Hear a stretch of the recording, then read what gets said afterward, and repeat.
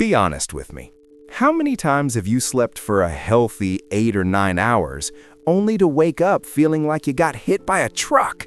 Your eyes are heavy, your brain feels like fog, and you are physically angry at your alarm clock.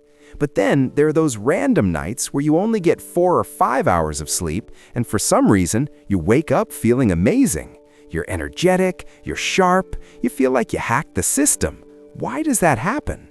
It turns out we have been lied to. It is not about how many hours you sleep. It is about where you are in your sleep cycle when the alarm goes off.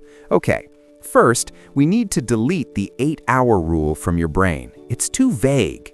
Your brain sleeps in loops, specifically 90-minute cycles. You go from light sleep to deep sleep, where the body heals, to REM sleep. Here's the problem.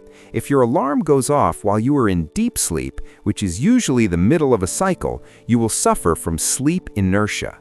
That is the scientific term for feeling like a zombie.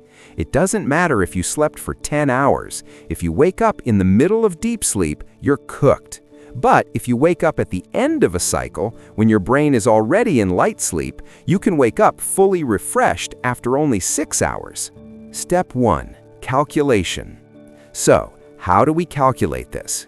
If one cycle is 90 minutes, we want to sleep in multiples of 1.5. That's 1.5, 3, 4.5, 6, or 7.5 hours. Let's say you have an exam tomorrow and you need to wake up at 7 a.m. Most people go to bed at midnight thinking 7 hours is good enough. Wrong. 7 hours puts you smack in the middle of a deep sleep cycle.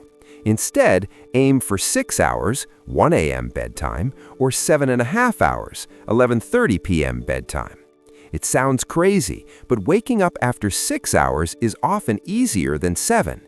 You're timing your wake-up with your biology, not fighting against it. Step 2. Temperature. Okay, you got the timing right, but why do you still toss and turn for 30 minutes? It's probably your room temperature. Your body needs to drop its core temperature by about 2 degrees Fahrenheit to initiate sleep. If your room is hot, your body is stressed. The science says the optimal room temperature is surprisingly cold, around 65 degrees Fahrenheit or 18 degrees Celsius.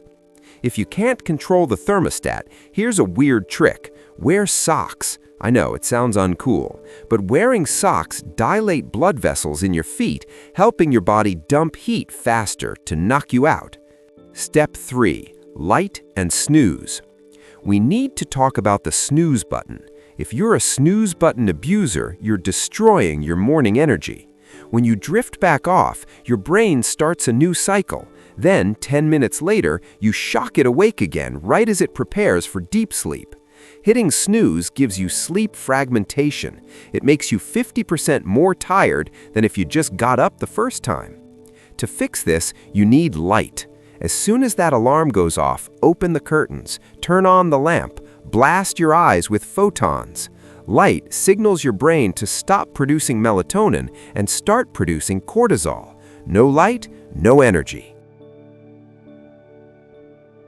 Now, look, sometimes you only get 3 hours of sleep because life happens. If you crash, do not sleep for 2 hours. Take a Napuccino.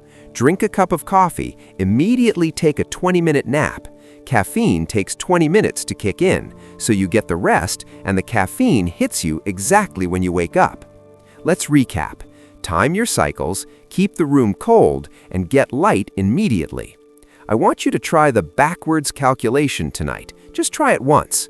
If you found this helpful, hit that like button so the algorithm wakes up too. Sleep smart, and I'll see you in the next one. Peace.